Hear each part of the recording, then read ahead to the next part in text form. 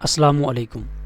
आज हम लोग पढ़ेंगे इंग्लिश 502 का लेक्चर नंबर 26 सिमेंटिक्स, जिसमें हम लोग पढ़ेंगे सिमेंटिक के features and semantic rules. Topic number 146 semantic features.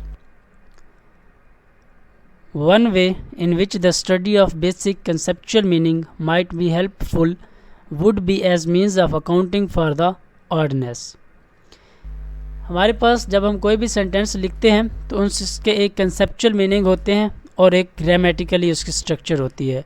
तो कोई भी सेंटेंस जो ग्रामेटिकली करेक्ट हो, लाजमी नहीं कि उसका सिमेंटिकली वो भी सेंटेंस हो, मीन्स जो उसके कंसेप्चुअल मीनिंग है वो करेक्ट हो।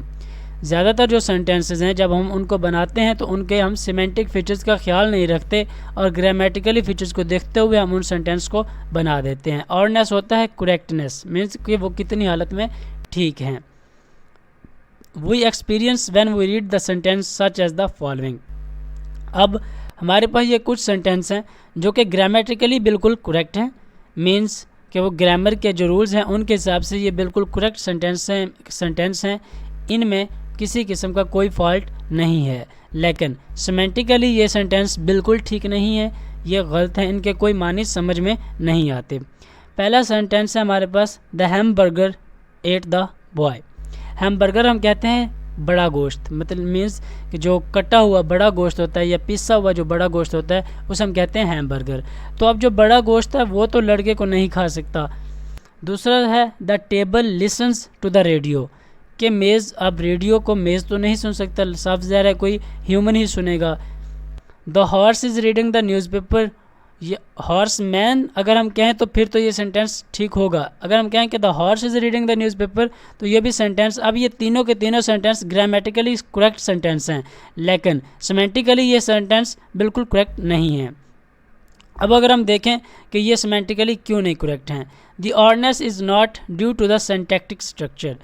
अब ये बिल्कुल करेक्ट क्यों नहीं है, क्योंकि इनकी सिंटैक्टिक जो स्ट्रक्चर है वो ठीक नहीं है। अब हम देखें the hamburger ate the boy, grammatically इस सेंटेंस को अगर हम देखें तो सबसे पहले नाउन फ्रेज आ रही है, द हैमबर्गर आ रहा है, उसके बाद वर्ब फ्रेज है एट, वर्ब फ्रेज एट आ रहा है, मीन्स ईट की ये सेकंड फॉर्म है, and the noun phrase the boy.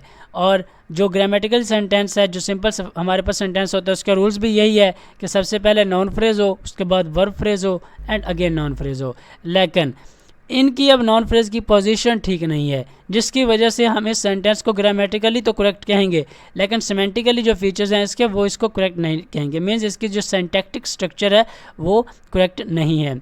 अगर हम इसके सिंटैक्टिक स्ट्रक्चर को देखें, the boy at the hamburger, sequence अब भी वही रही है कि नाउन प्रोनाउन है, वर्ब फ्रेज है और नाउन फ्रेज है, लेकिन अब जो है इसकी सीक्वेंस चेंज हो गई है। अब इस सेंटेंस को हम सिमेंटिकली और ग्रामेटिकली बोथली करेक्ट कहेंगे।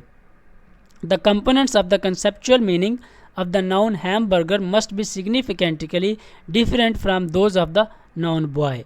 हमारे पास यहाँ पर दो कंपोनेंट्स हैं, एक बॉय नाउन है और एक हैमबर्गर है, दोनों ही नाउन है, लेकिन इनके जो कंसेप्चुअल मीनिंग है वो एक दूसरे से डिफरेंट है, मीन्स कि जो वर्क या जो काम एक नाउन बॉय कर सकता है वो हैमबर्गर नहीं कर सकता, और जो काम हैमबर्गर का है वो बॉय कर सकता है। मीन्स जो इसकी सिग्निफिकेंटली मीनिंग है, मीन्स अब वो बड़ा गोश्त है तो बड़ा गोश्त खाया जा सकता है लेकिन लड़के को खाया नहीं जा सकता, तो इसलिए इनके अपने अलग-अलग मीनिंग हैं। The kind of noun that can be the subject of the verb ate must be denote an entity that is the capable of eating। अब यहाँ पर बात हो रही है कि जो हमारा सब्जेक्ट नाउन होगा उसमें लाजमी तौर पर इस बात की काबिलियत होनी चाहिए कि वो ईटिंग की सलाहियत रखता हो। मीन्स कि अब वर्ब एट है तो साफ ज़ाहिर है कि उसमें जो नाउन है हमारे पास, जो सब्जेक्ट है, उसकी ईटिंग की सलाहियत होनी चाहिए। एंटिटी कहते हैं काबिलियत, यस काबिल होना या उसमें उस खूबियाँ होना। तो जो सेंटेंस में हम सब्जेक्ट यूज़ करेंगे वो लाजमी तौर पर ईटिंग की सलाहियत रखता हो। The noun hamburger does not have this property and noun boy does. जो हमारे पास नाउन हैमबर्गर है वो ईटिंग की सलाहियत नहीं रखता, खाने की सलाहियत वो नहीं रखता, बल्कि हमारे पास जो बॉय नाउन है, जो लड़का है, उसके पास ये सलाहियत मौजूद है कि वो खा सकता है। द क्रूशियल एलिमेंट और features of the meaning that any nouns must have in order to be used as the subject of the verb ate, कि हम फीचर्स ऑफ मीनिंग के मीनिंग का ख्याल रखते हुए हम किसी भी सेंटेंस में उस नाउन को यूज़ करेंगे सब्जेक्ट के तौर पर जो एट की सलाहियत रखता हो, मीन्स जो खाने की सलाहियत रखता हो, हम वो नाउन यूज़ करेंगे। Such an element may be as general as animate being. Animate कहते हैं हम जानदार को, जो चीज़ जानदार हो उसे हम कहेंगे कि वो ऐसे एलिमेंट्स हम यूज़ करेंगे जो चीज़ जानदार हो, जिंदा रूह हो, हम उसको यूज़ करेंगे। पर्टिकुलर फीचर्स हैं कुछ, हैविंग प्लस और नॉट हैविंग मीन्स कि हम यहाँ पर दो सिंबल यूज़ कर रहे हैं कि उनमें जो एंटीमेट जो ज़िंदा रूह चीज़ें हैं जिनमें ये सलाहियत या काबिलियत मौजूद है, हम उनको देखेंगे कि वो एनिमेट हैं, वो ज़िंदा रूह हैं। जो होंगे हम उनके साथ प्लस का निशान शो करेंगे और जो नहीं होंगे उनके साथ नेगेटिव का निशान शो किया जाएगा। The non boy has animate denotes N animate being and the feature means जो बॉय हमारे पास वो ज़िंदा रूह है और उसमें वो तमाम की तमाम खूबियाँ और काबिलियत मीन्स फीचर्स हैं कि वो खा सकता है या कुछ भी देख सकता है। अगर हम देखें कि उसमें कौन कौन सी काबिलियत हैं तो हम नाउन्स बॉय को देखेंगे कि वो ज़िंदा रूह है। Noun boy has is animate means कि वो एनिमेट की जो आप पॉजिटिव निशान शो करें तो मीन्स वो ज़िंदा रूह है। Denotes N animate being and the features that कि वो एनिमेट बीइंग भी है और उसमें वो काबिलियत भी हैं जो हमें चाहिए। उसके बाद है the noun hamburger has the negative animate and does not denote an animate being means के जो इसके पास जो एनिमेट बीइंग वाली है मीन्स जो हैमबर्गर है ये ज़िंदा रूह नहीं है बल्कि ये जानदार नहीं है।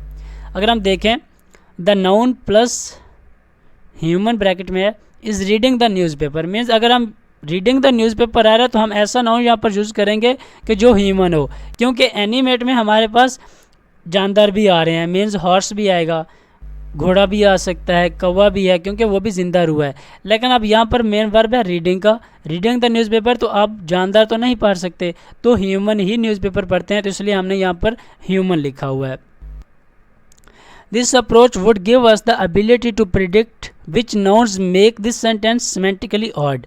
तो ये अप्रोच हमें इस बात के काबिल बनाती है कि किस हिसाब से या कौन सा नाउन जो है वो किसी भी सेंटेंस को सिमेंटिकली करेक्ट बनाता है। ऑड का मतलब होता है correct. Part of the problem seems to be that the approach involves a view of words in a language as some sort of a containers that carry the meaning components। Problem वो कहते हैं कि यहाँ पर ये है कि एक लफ्ज़ के बहुत सारे मीनिंग है मीन्स कंटेनर्स भरे पड़े हैं एक लफ्ज़ के मीनिंग के साथ, तो हम किसी भी सेंटेंस की सीक्वेंस को देखते हुए उस वर्ड्स के मीनिंग को यूज़ करते हैं कि यहाँ पर कौन सा वर्ड ठीक रहेगा। There is clearly more to the meaning of the words than the basic types of the features.